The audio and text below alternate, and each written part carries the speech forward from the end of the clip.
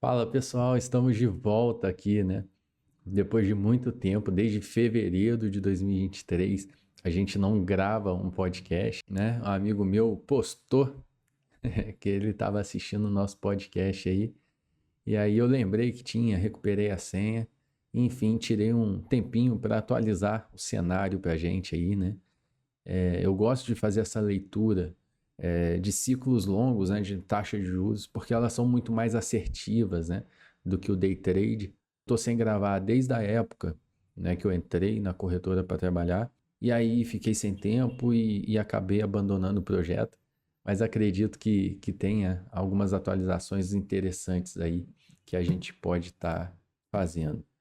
Primeiramente, né, quero lembrar o cenário que a gente se encontrava lá atrás, o cenário que a gente estava, ele tinha como base, né? A gente estava esperando o fim da alta de juros, o governo americano lá, o Banco Central americano ainda estava subindo a taxa de juros, e aí era isso que a gente estava olhando, né? O mercado, ele estava, né? Eu vou inclusive colocar aqui para vocês. Pronto. A gente vai ver aqui, né, que em fevereiro de 2023 a gente estava num ponto de inflexão, né? A gente estava saindo de um canal de baixa. Deixa eu chegar um pouquinho mais para cá para que vocês possam ver. A gente estava saindo de um canal de baixa, né? Devido ao aumento da taxa de juros. A gente estava na expectativa, né, de ver quando que o Fed ia manter essa taxa de juros e quando ia começar a cortar, né? A gente estava lá atrás no ciclo. E aí eu até mencionei no outro podcast que o pessoal que estava vendido, né, ia realizar essa posição. Então, possivelmente, o mercado poderia andar. Não sei se eu cheguei a falar com essas palavras, mas essa era a leitura. Hoje, né, a gente pode ver aqui, ó, que de 2023 para frente, a gente rompeu aqui esse canal de baixa e a gente teve aí algum tempo de alta, né? Hoje, se a gente trouxer um pouquinho mais para cá, a gente pode ver, inclusive, né, que o mercado está batendo um topo histórico. Por quê, né? A gente pulou uma etapa muito importante do nosso podcast, que foi a manutenção da taxa de juros, né? Os primeiros cortes e a longa manutenção que a gente teve. Eu vou tentar mostrar alguns indicadores aqui que são complementares ao podcast anterior, né? Primeiro é a oferta de emprego. Se a gente olhar agora aqui, ó, a gente está tendo várias releituras, né, para baixo, né? E o número de emprego gerado ele está muito menor do que antes, né? A gente tinha lá, pós-pandemia, 300 mil vagas por leitura e tudo mais. Deixa eu puxar aqui, ó. Tá vendo aqui, ó, pandemia, pós-pandemia e hoje, né? O cenário hoje é esse aqui, ó. Você pode ver que teve uma queda abrupta. Eu não sei por que que eu estou usando essa palavra, mas a gente teve uma queda forte aqui na leitura de oferta de emprego, assim como a taxa de desemprego, né? Que em 2022, 2023 estava estável, agora vem aumentando lentamente, mostrando já, né, uma reação, né, um reflexo no mercado de trabalho nos Estados Unidos. Eu não vou mostrar o gráfico de inflação aqui, porque eu acredito que a inflação não tenha arrefecido tanto para dentro da meta, mas eu vou mostrar aqui como é que está a decisão de juros de lá para cá, né? Então, em julho de 2023, a gente teve a manutenção da taxa de juros, que era o que a gente estava aguardando, né? Para encerrar as vendas e tudo mais.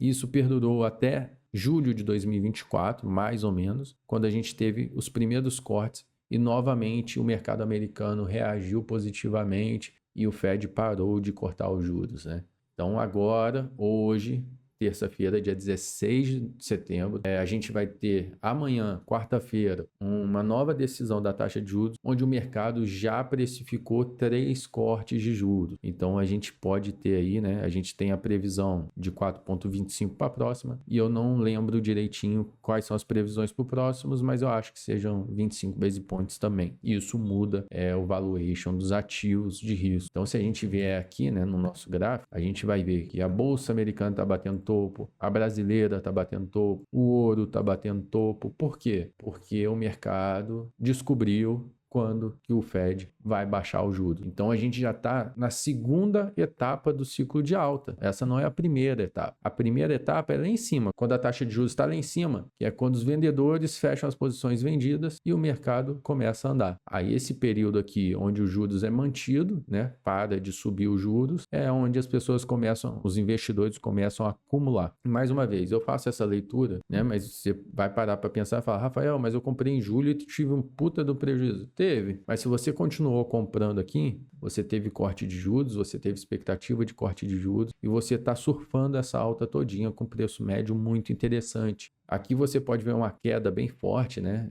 Outra expectativa nossa também era que o Fed só começasse a baixar os juros mediante uma crise. E aqui a gente precisa falar do Donald Trump. Ele começou a implementar medidas protecionistas, aumento de taxas, impostos no mundo inteiro, uma guerra comercial com a China. Isso tudo aqui fez o mercado, né, precificar uma queda de quase 21% do topo histórico anterior, e com isso, né, a gente teve uma desaceleração no mercado de trabalho, desaceleração na economia local e global até, né, o que fez o mercado precificar essa queda toda aqui, e agora ele já está se recuperando porque o mercado está fazendo exatamente essa leitura de que a gente vai ter 3 quedas na taxa de juros, então isso muda a precificação dos ativos. Basicamente é isso. A gente já deu um giro aqui, né?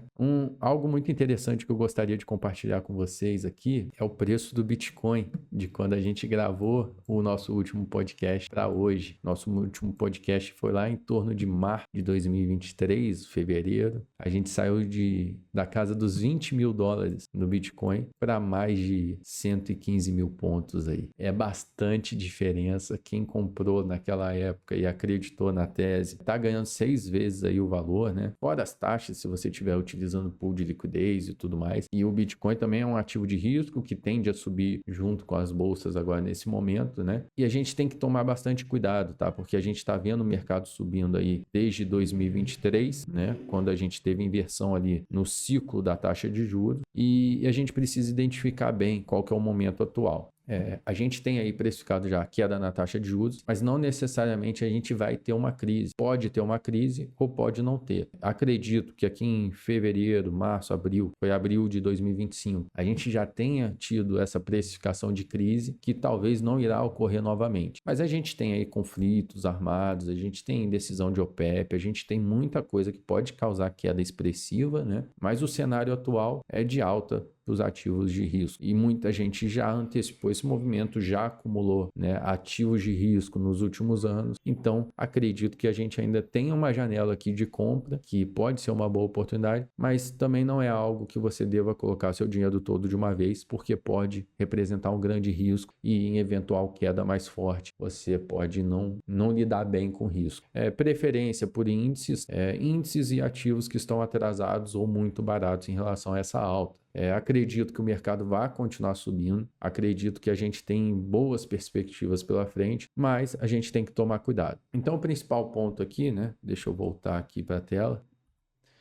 Então, o principal ponto aqui é a gente pensar em qual momento do ciclo de juros a gente se encontra. Agora a gente está começando a ter queda de juros, isso vai incentivar a economia, vai melhorar a receita das empresas, né? Vai diminuir os juros do endividamento de algumas empresas que vão conseguir rolar a dívida mais barato. Então, a gente vai ter um efeito positivo ao longo dos próximos anos. E aí a gente vai ficar de olho em quando o Fed vai parar de descer esses juros, tá? E até onde ele vai descer esses juros. Isso vai depender muito dos indicadores, a gente tem que continuar acompanhando. A gente tem que ver se a inflação está controlada, se o emprego está abundante ou se está faltando emprego, se as empresas estão tendo capacidade de financiamento, se isso está gerando inflação ou não. Todos os indicadores eles são interligados.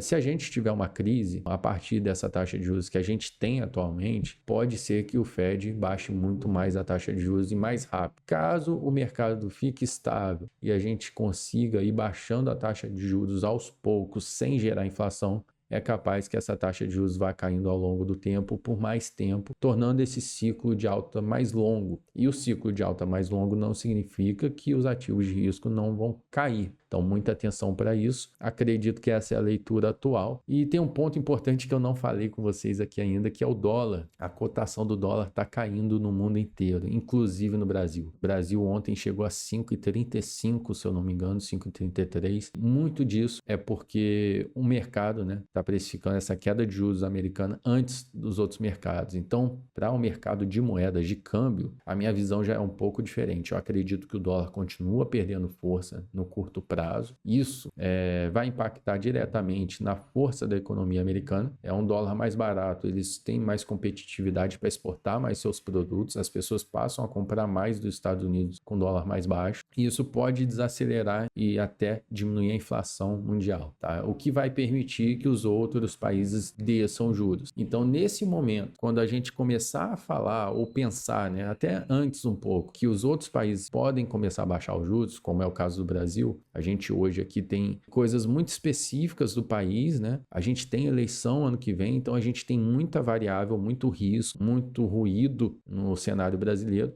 Mas, enquanto os juros americanos estiver caindo, o dólar desvaloriza em relação ao real, porque o nosso juros é mais alto.